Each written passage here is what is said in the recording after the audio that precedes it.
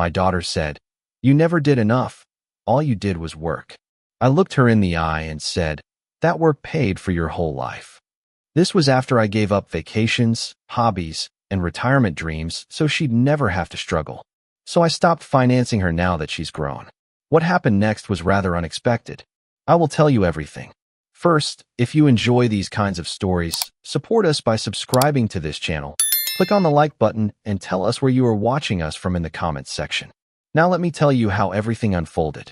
People always assumed I was the kind of man who didn't feel things deeply. Maybe because I didn't say much, or maybe because I spent most of my adult life with my head down, working. But the truth was, I felt everything. I just learned how to bury it under long hours, unspoken sacrifices, and a belief that love was shown, not spoken. After Lisa and I divorced, I made a silent vow. Maya would never go without. Not while I had breath in my body. So I took every shift I could. Overtime? I'd take it.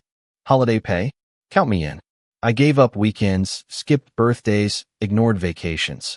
Also, I could send child support on time, pay for school trips, birthday parties, dance classes, and braces.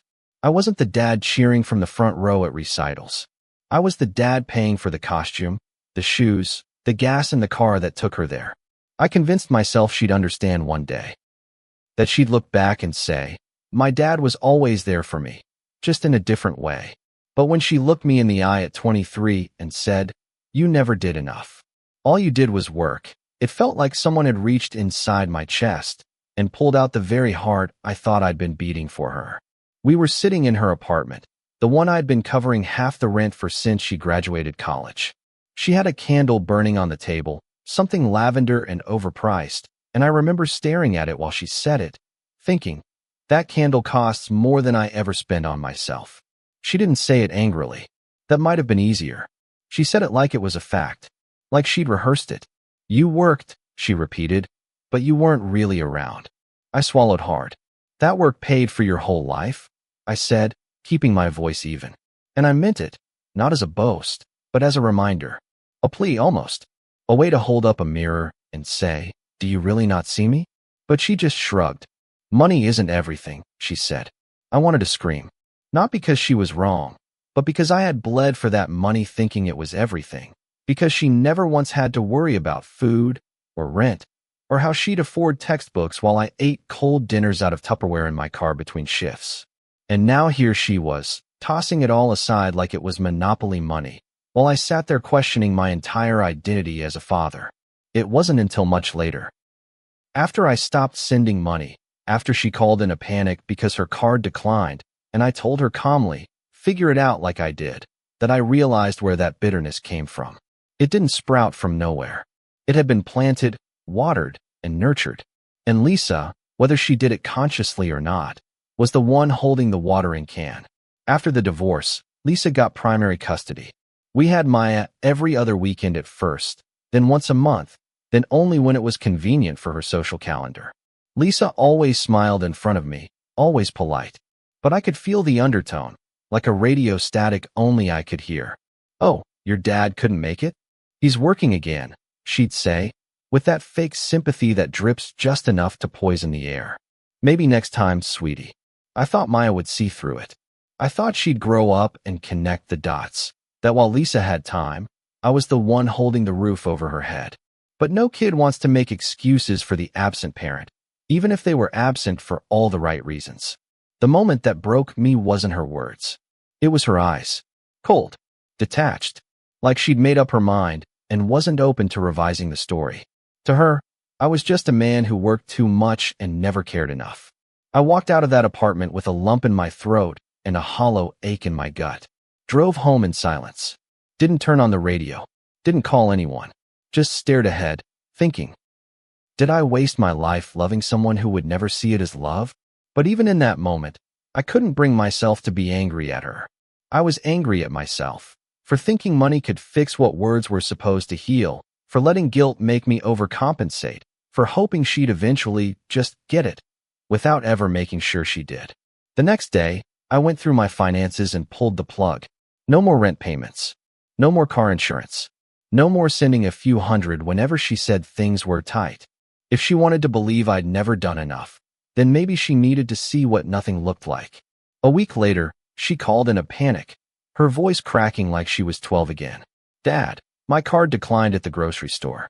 I didn't know the rent didn't go through. Why didn't you tell me?" And I took a deep breath, steadied my voice, and said what I wish someone had told me when I was her age. "Figure it out like I did." There was a long silence, then a sharp inhale, and she snapped. "You're wicked. You're selfish. What kind of father does that?" I didn't yell. I didn't argue. I just hung up.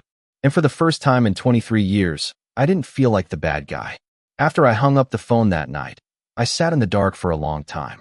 The room was quiet, but my thoughts were anything but. I stared at the picture on the bookshelf, Maya at age 6, wearing a red birthday crown, frosting on her chin, one arm slung around my neck. I was smiling in that photo, genuinely happy, back when things still felt simple. Or maybe I was just naive. I kept wondering how that little girl grew into the woman who called me wicked with no hesitation. I wasn't perfect. God knows I had regrets. But I never expected her to rewrite our entire history in her mind. That night, I didn't sleep. Instead, I sat there cataloging every dollar, every ride, every early morning and missed meal, trying to figure out where exactly I went wrong. And I kept circling back to the same conclusion. Someone had been feeding her that version of me for years. The bitter, neglectful version. The one who didn't love her enough to show up. And the only person close enough to pull that off was Lisa. Lisa had always known how to play the long game. When we divorced, it wasn't explosive. It was slow and civil, the way a glacier breaks apart before anyone notices the cracks. She was good at looking composed, even when she was seething. In court, she told the judge she didn't want to punish me by keeping Maya full-time. She said it would be best for her stability, best for her education, best for her schedule. I didn't fight too hard. I was working 70-hour weeks and didn't have the bandwidth for a legal war. I thought, at least Maya will have consistency. What I didn't realize back then was that Lisa's definition of consistency meant quietly, methodically cutting me out of the emotional equation while still collecting the financial one. And I made it easy. I missed school plays. I forgot birthdays once or twice because I was buried in invoices and shipping deadlines. I thought providing was enough. But Lisa used every one of those lapses as evidence. "Daddy's busy again," she'd say when Maya asked where I was. "He works hard. But some people show love with time, not money." And just like that, I was cast as the absent father, even though I was the one who paid for every birthday party she threw. When Maya turned 15, something shifted. She stopped calling me dad and started saying, "my father," like she was talking about a stranger. I noticed it the first time she used it in front of her friends. "My father sent me money for this trip." No warmth, no connection, just a transaction. I tried to laugh it off, told myself she was just being a teenager, but I felt it in my chest. This slow, creeping erosion of closeness. I tried to bridge the gap. I offered to take her on a trip to Chicago, just the two of us, during her spring break. I booked the hotel, made restaurant reservations, even found tickets to a show she said she wanted to see. 2 days before we were supposed to leave, she backed out. "Mom said it's not a good time," she texted. No phone call, no apology, just a flat message that left me sitting with 2 non-refundable plane tickets and a heart full of doubt. I remember calling Lisa, trying to keep my tone civil. "Why'd you tell her not to come?" I asked. She sighed, feigning concern. "She's stressed about school, and you know you're not around much during the year." I didn't want her to feel pressured. And just like that, she made it seem like I was the one asking for too much. I should have pushed harder then. I should have demanded more weekends, more holidays, more something. But I was tired. Tired of being cast as the villain while funding the fairy tale. I told myself Maya would come around once she had to navigate adulthood. That she'd see who really had her back when the world stopped cushioning her. But I underestimated how deep the poison had gone. By the time she hit 20, she saw me as a human ATM with a hollow center. When she needed new tires, she called. When she wanted to study abroad, I footed the bill. But on Father's Day, silence. No call, no card, not even a lazy text. And the worst part was, I let it go. I told myself it wasn't worth the fight. I had trained her to see me as a provider, not a parent. And I did it with open eyes. One afternoon, I met up with my friend Marcus, someone I'd known since high school, someone who knew me before any of this. He asked how Maya was doing. I gave a vague answer. She's fine. Busy. He gave me a long look. You still paying her rent? I nodded. And her car insurance, I added. He raised an eyebrow. So, you're still doing all the things you did when she was 15, but now she's a grown woman who blames you for everything? I didn't respond. He leaned in. Man, listen. I've watched you bend over backwards for that girl. But love without boundaries ain't love. It's guilt. You're not helping her. You're just making it easier for her to hate you without consequences. His words hit harder than I expected. They burrowed into my chest and sat there like a weight.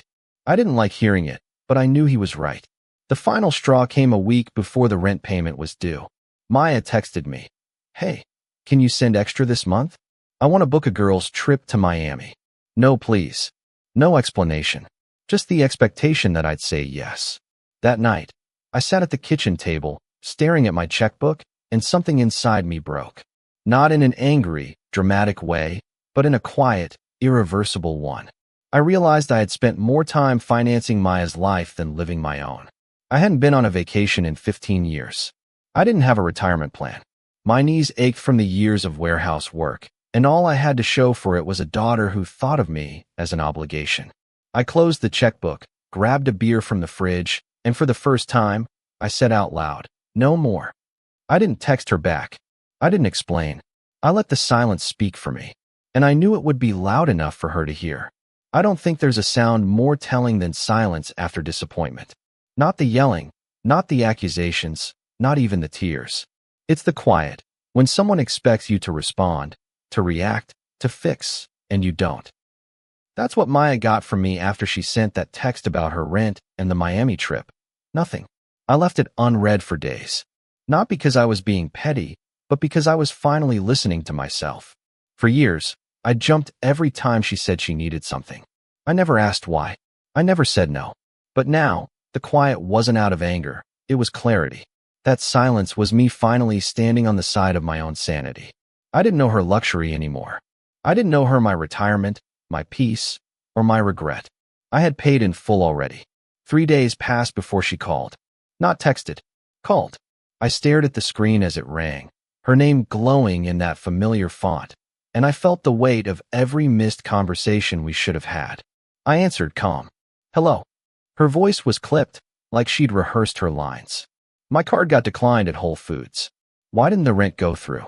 I leaned back in my chair and stared at the ceiling. I stopped paying it. Silence. Then, disbelief. You what? She snapped. I stopped paying. You're 23, Maya. You've got a job. I figured it was time you figured things out, like I did. I heard the breath catch in her throat.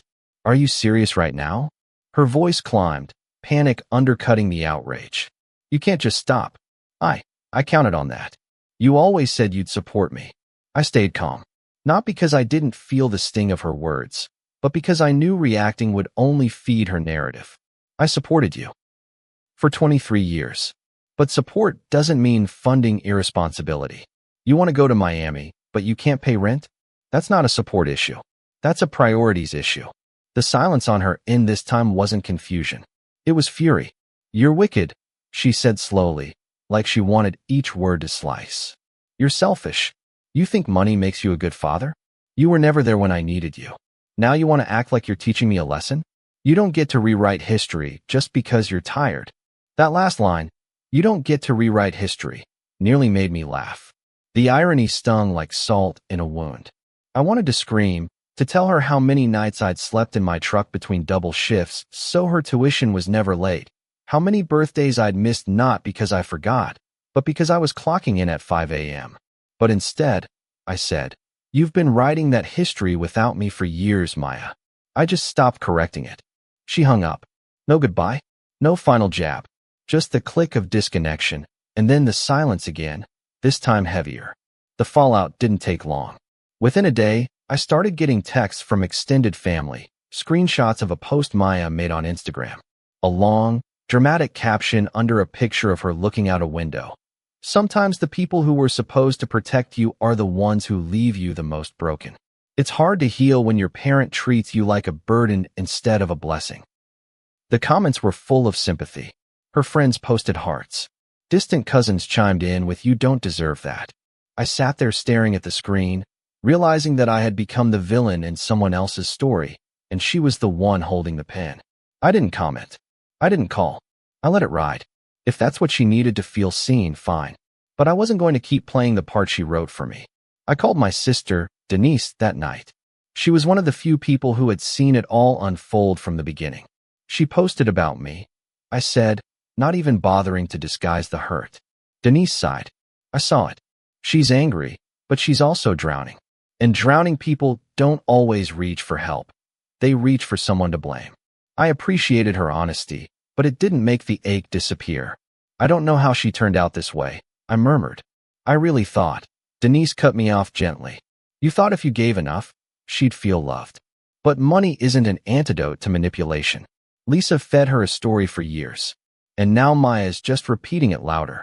The next morning, I sat at the kitchen table with a pen in hand and wrote Maya a letter. Not an email, not a text, a real letter in my own handwriting, because I needed her to hear my voice in her head as she read it. I wrote about how much I loved her from the day she was born.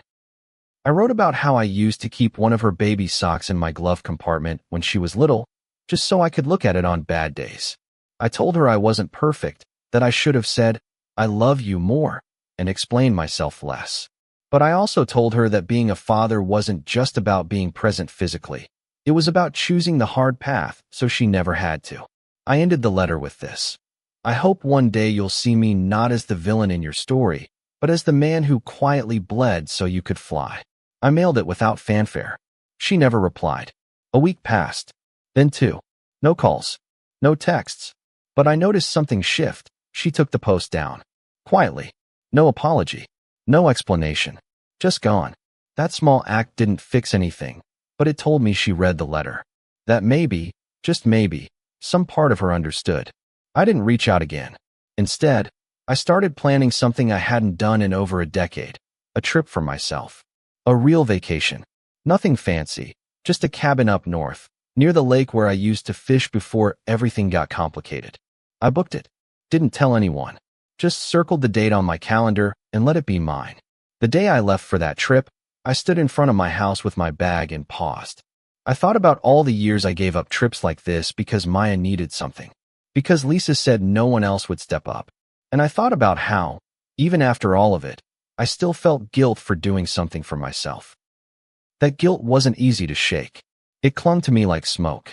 But I got in the car anyway, turned the key, and as the engine hummed to life, I whispered to myself, "You've done enough. It's okay to leave now." I came back from the cabin expecting a little peace, maybe even clarity. I'd spent 3 days by the lake, drinking coffee in the mornings and staring out at the water like it held all the answers. There were no distractions, no texts, no responsibilities, no noise. It felt good to be unreachable. I read a novel, ate when I felt like it, and let the silence settle over me like a blanket I didn't know I'd needed. But the moment I got back into town, the world reminded me just how loud real life could be.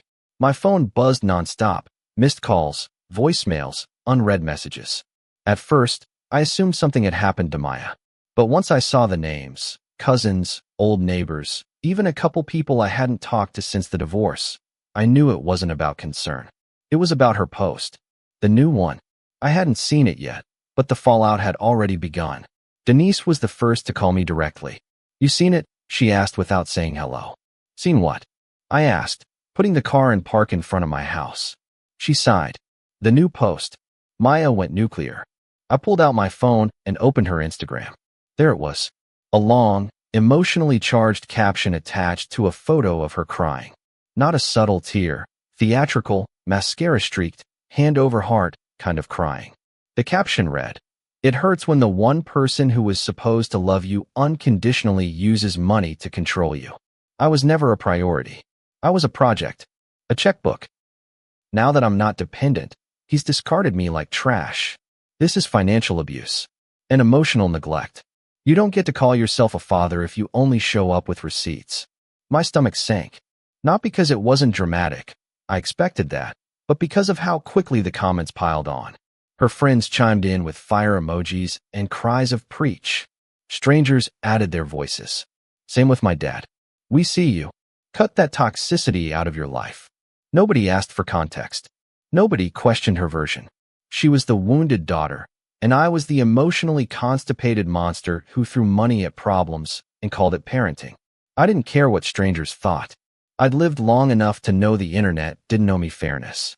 But what hurt, what really lodged itself under my ribs, was seeing people I knew add their support. A cousin of mine, who I once loaned $2,000 when he was out of work, commented, "Blood doesn't make someone family. Proud of you for speaking your truth." I sat there in my driveway, the engine ticking quietly as it cooled, and I felt something snap. Not loud, not violent, but final. Let them talk, I thought. Let them build their image of me from snapshots and captions. I was done trying to curate my own defense. Later that night, I got a voicemail from Lisa. Her voice was syrupy and false, the kind of tone she used when she was pretending not to be smug. "Hey, just wanted to say, I saw Maya's post. She's hurting, you know. And maybe this is a wake-up call for you. Sometimes our kids need emotional support, not just financial. Anyway, I hope you're doing some reflecting." Reflecting. The word made me bark out a laugh. I'd done nothing but reflect for the past year. On my choices, my silences, the ways I thought providing was enough. And Lisa? She never once acknowledged the times I pulled her out of a financial hole, never thanked me for making sure Maya never saw the inside of a collection agency. Now she wanted to play therapist, acting like this fallout had nothing to do with her years of subtle sabotage. I didn't call her back. Instead, I pulled out the shoebox from the top shelf of my closet, the one with old photos, birthday cards Maya had made me when she was little, receipts from her school tuition, and letters from her teachers thanking me for my involvement and generosity. I sat cross-legged on the bedroom floor, going through those mementos like a man trying to prove to himself that it all mattered, that it wasn't for nothing. One card caught my eye. Maya had drawn us in stick figure form, me holding her hand, and she'd written in crooked letters, "To the best daddy in the whole wide world. You make me safe." I traced my fingers over those words and felt the sting of nostalgia hit me like a slap. I hadn't changed. My love hadn't changed.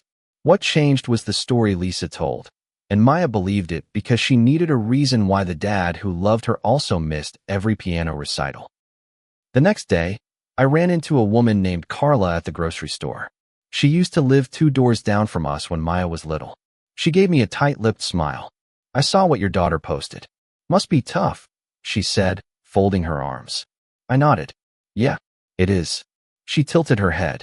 "You know, kids remember who showed up, not who paid the bills." I clenched my jaw, but stayed civil. Kids also remember who told them to expect love in the form of applause, not sacrifice. Her eyes narrowed. "What's that supposed to mean?" I shrugged. "Just that showing up looks different when you're working 2 jobs to keep someone in piano lessons and private school." She didn't respond, just pursed her lips and walked off, leaving me standing there, holding a loaf of bread and the raw truth. That week, I didn't hear from Maya, but I did hear from her cousin, Brianna, a sweet, level-headed girl who always had a good head on her shoulders. She sent me a message. "Hey, Uncle." I read Maya's post. "I don't want to get in the middle, but I just want you to know, I saw what you did for her. I saw you at work with those boxes when I visited you one summer. You always tried, even if she doesn't see it yet."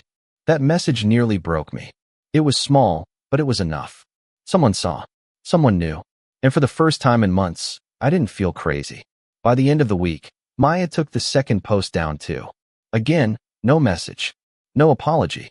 Just vanished. But it was too late. The story was already out there. People had made up their minds. And I had too.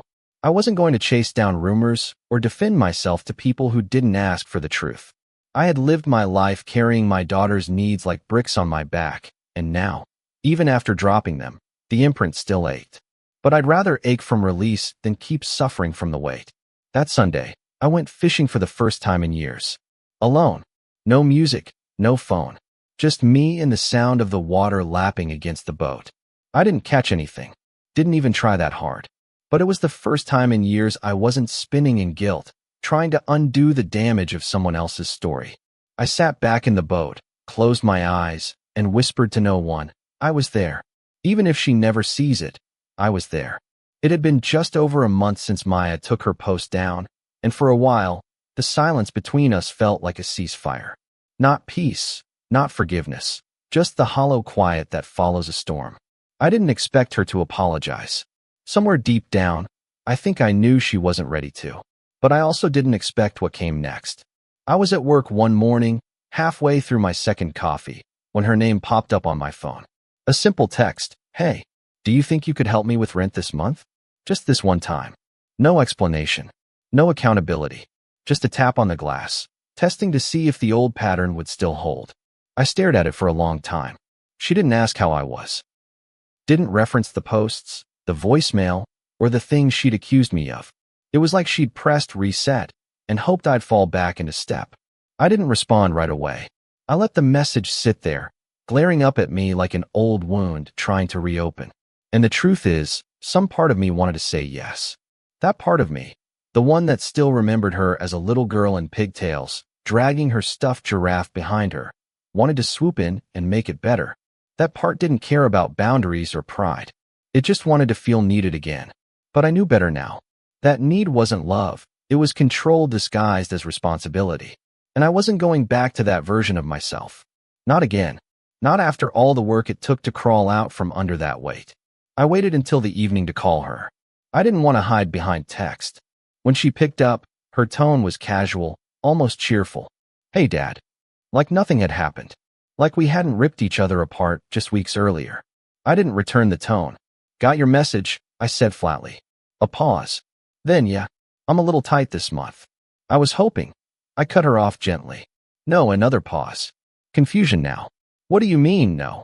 I exhaled, staring out the window of my living room, watching the wind shake the trees. I mean, I'm not paying your rent, Maya. Not anymore. Silence again. Then, sharpness. Wow. So you're just cutting me off? After everything? I bit back the urge to say after everything I did for you, because I knew that would only feed the cycle. Instead, I said, this isn't about cutting you off. This is about letting you stand on your own. I should have done it years ago. She didn't like that. You don't get to call this growth, she spat. You're just abandoning me. Again. And there it was, that old guilt script, pulled straight from the playbook Lisa had been rehearsing for years. I closed my eyes, gripping the edge of the table. Maya, you're not 12. You're a grown woman. You made choices. You posted lies about me. You never once called to talk it through. And now you want my money like nothing happened. Her voice cracked, finally shedding the bravado. I was angry. You were cruel. I corrected, softly but firmly. And you never looked back. We went back and forth for a while. She tried to guilt me, tried to bait me. At one point, she even cried, said she didn't know how to handle things without help. And I believed her. I did. But believing someone is struggling doesn't mean you have to save them. Especially not when saving them requires you to drown. So I said the hardest thing I've ever said to her. I love you, Maya. But I can't keep saving you from things you won't admit are your responsibility. The line went quiet. I imagined her sitting there, stunned, not because of the content, but because she wasn't used to hearing no from me without a loophole. A few days later, Denise came by to drop off a pie. She knew I wasn't doing Thanksgiving this year, not with the way things stood, but she said, you deserve something sweet, even if your holiday's quiet. We sat at the table, slicing into it while the afternoon sun cut across the room. She asked how I was holding up. I told her about the call, about the moment I said no and didn't backtrack. She leaned back, studying me. You look lighter, she said. I shrugged. Maybe. Or maybe I'm just finally telling the truth, to myself and to her. Denise nodded. Boundaries feel cruel to people who benefit from your lack of them. That line sat between us for a while, heavy and undeniable. That night, I got another message from Maya. Shorter this time. I didn't mean to hurt you, but I don't know how to fix this. I stared at it for a long time. It wasn't an apology, not really. But it also wasn't an accusation. It was something, a crack in the wall. I didn't respond, not out of spite, but because I wasn't sure what I'd say that wouldn't pull me right back into the same loop. She needed to figure this part out without my emotional crutch, and I needed to sit with the silence without interpreting it as punishment. The following week, I canceled a standing auto payment that had still been covering her car insurance. I hadn't even remembered it was still active. I called the company, removed myself from the account, and hung up feeling something that resembled relief. Not because I was cutting her off, but because I was untying the last thread that kept me tethered to a version of myself that no longer existed. That night, I slept 8 full hours for the first time in years. No dreams, just rest. There's a strange calm that settles in once you've said everything that needed to be said. Not the kind of calm that comes from resolution. No, that's too clean. This was different. It was the kind that comes from release. Like walking out of a house that had been burning slowly for years and finally breathing air that didn't carry the smoke of unspoken resentment. It wasn't easy. There were still nights when I'd wake up and instinctively reach for my phone, half expecting to see Maya's name there, a message saying she was sorry or just asking how I was. But the screen stayed dark. And the truth was, the silence didn't hurt like it used to. I'd made peace with it, in the quiet way a man learns to live with a limp after years of favoring the wrong leg. You don't heal completely. You just stop pretending the pain means you've done something wrong. Maya didn't reach out again for several weeks. No calls, no texts, no cryptic social media posts. She went quiet, and I stayed still. Part of me worried that I'd pushed too hard, that maybe by drawing my line in the sand, I'd build a wall instead of a bridge. But every time I started to doubt myself, I thought back to that conversation at the table, the way she said, "You're wicked," like she believed it. And I reminded myself that love without accountability isn't love, it's surrender. And I wasn't surrendering anymore. I was her father, not her enabler. And if the only way she could feel empowered was by pretending I'd never sacrificed a thing, then she would have to sit with that lie alone. Then, one morning, I got a message. Not long, just a few lines. I didn't get it. I do now. I'm trying. No punctuation. No emojis. Just words, plain and soft like old fabric. I read it twice before putting the phone down. I didn't respond right away. I didn't rush in to comfort her or ask what she meant. I just sat there, letting it wash over me like warm rain. She wasn't apologizing, not exactly. But she was reaching. And that meant something. It wasn't enough to erase the damage, but it was enough to remind me that somewhere beneath all the anger, the entitlement, the betrayal, there was still a thread of love. Frayed, yes, but intact. Still, I didn't fall back into old patterns. I didn't ask how much her rent was. I didn't offer to send her money. Instead, I replied a full day later with 5 words, "Take your time. I'm here." That was it. No guilt. No pressure. Just a boundary held with open hands. She didn't reply, and I didn't need her to. I had already made peace with the version of fatherhood I could offer now. One with love, but not rescue. Support, but not sacrifice. Presence, but not dependence. And for the first time in years, I felt whole in that role. The holidays came and went quietly. I spent Thanksgiving at Denise's house. She roasted a turkey the size of a car tire and insisted on lighting cinnamon candles even though her son is allergic. We laughed, we argued about who made the better sweet potato pie, and when someone brought up Maya, I didn't flinch. I just said, "She's figuring things out," and that was enough. Christmas was quieter. I stayed home, watched old movies, made a pot of stew that lasted 4 days. No calls from Maya, no surprise knock on the door. Just a slow, steady stillness I had come to appreciate. One night, a few weeks into the new year, I found myself at the park where I used to take Maya when she was small. The swings were still there, creaking gently in the breeze, and the old wooden bench, the one where I used to sit with a thermos of coffee while she ran around, had a fresh coat of paint. I sat there for a long time, watching families come and go. A little girl in a pink coat asked her dad to push her higher, and I felt something catch in my throat. Not pain exactly, just memory. That old, aching kind that reminds you how fast it all went. I thought about everything I gave up for her. The trips I didn't take. The hobbies I let die. The relationships I neglected because I was too tired or too broke to show up. I thought about how I used to believe that sacrifice was the same as love. But sitting there on that bench, I realized something that felt so simple and so cruelly late in coming. Sacrifice without recognition isn't love, it's martyrdom. And no child should be asked to carry a martyr. Just like no parent should be asked to bleed endlessly to earn affection. What I did for Maya, I did because I loved her. But I also did it because I didn't know how else to prove I was worth being chosen. Lisa had made me the shadow in the corner of her life, and I thought money could shine the light back on me. But it never did. All it did was blur the lines between love and obligation until neither of us could see the difference. Before I left the park, I took one last look at the swings. I smiled, soft, not bitter. I wasn't angry anymore, and that surprised me. I didn't know exactly what the future held for me and Maya. Maybe she'd call more. Maybe she wouldn't.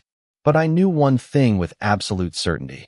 I wasn't going back to the man who thought love meant fixing everything. I was here, grounded, present, but I was done bleeding for people who didn't want to stop the cut. On the drive home, I passed the bookstore I used to take her to on Saturdays. I pulled over. On a whim, I walked inside and wandered the aisles like a man looking for pieces of his old self. I bought a novel, something light, something for me. The cashier smiled as she bagged it. "Getting back into reading?" she asked. I nodded. "Yeah," I said. "Finally have the time." Have you ever had to walk away from someone you love just to save yourself? Share your thoughts in the comments. Your story might help someone else feel seen. If this chapter hit home, please like, share, and subscribe to the channel. These stories are for anyone who's ever set a boundary and had to stand firm in it, even when it hurt. Your support keeps them coming. See you soon in the next story.